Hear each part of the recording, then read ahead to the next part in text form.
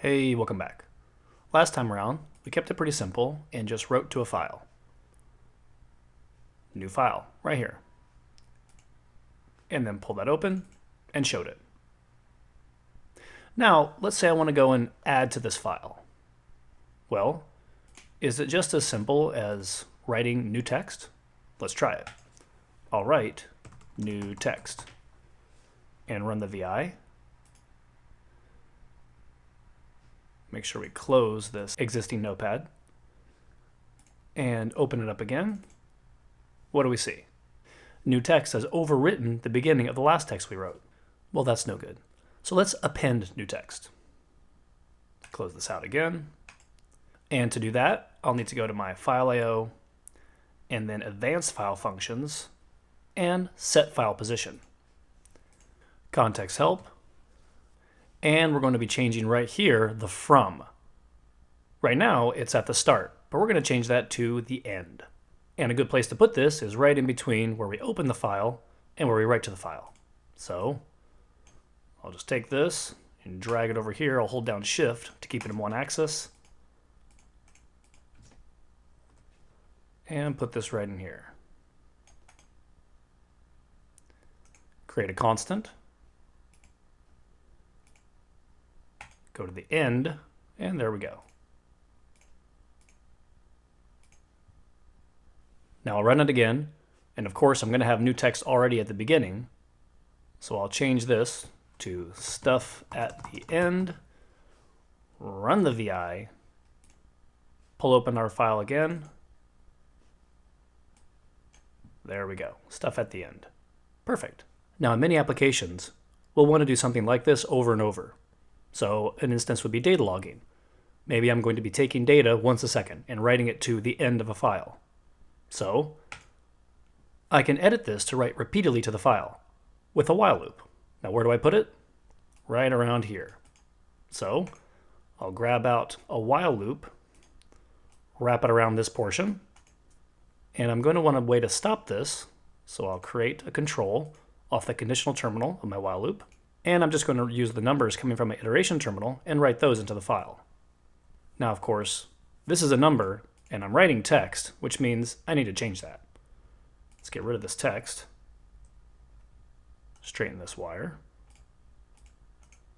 And go to a function that's going to change a numeric into text. So we'll go to our string palette, string number conversion, and here we go, number to decimal string.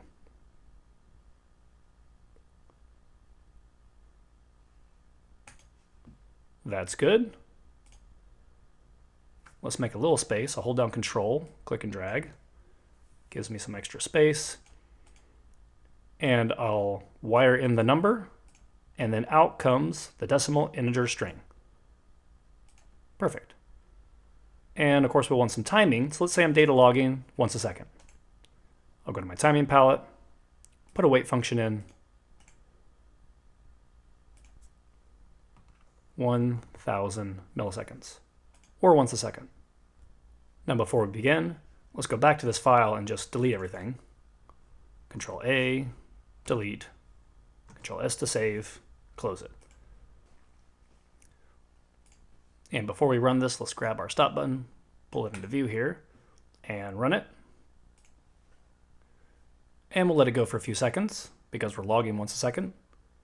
That feels good. I'll hit the stop button. And let's go back and open this up. There we are. The numbers from my iteration terminal, 0 through 8. Now if I'm writing to a spreadsheet file, I'll probably want to put something in between these, maybe a delimiter like a comma or a tab, or an end of line, character turn, whatever I may be using. But let's take a look now at these functions. And those of you, again, familiar with LabVIEW will be screaming at me, why aren't you using the error cluster? Well, we're getting to that. Because what we should have is something like this, where we connect up these error clusters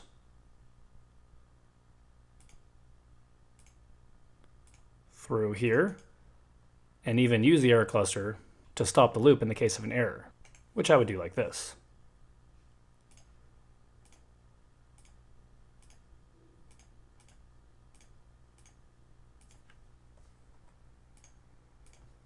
There we go. Now this loop stops with the user stop button or an error. But what does this mean, this error? Well, we're going to talk about it. But we should say, before we go, that this type of pattern is known as streaming to disk or streaming to file, because we open and configure the file once, pass the references into a loop, and then write continuously within the loop. When we're done, we close the file. And we contrast that to a situation where we wouldn't put the while loop just around the write portion, but perhaps around the entire portion, where we open, configure, write, and close each time we write something to the file. Now obviously that's slower, but it has some advantages, namely in file integrity. At slow write speeds, like once a second, then having all of this in a loop is typically okay. And if our system crashes, or maybe our apparatus gets hit by a lightning bolt, we won't lose any data, assuming that our hard drive isn't frazzled. But for faster writes, maybe I'm writing 100 times a second, well, then streaming to disk makes more sense. But that's entirely dependent on your system and how much you're writing. So in those cases, you typically just have to benchmark it. But for now, we're done. Next time, we'll talk about error handling. So subscribe to our YouTube channel if you want to know exactly when the next episode is posted.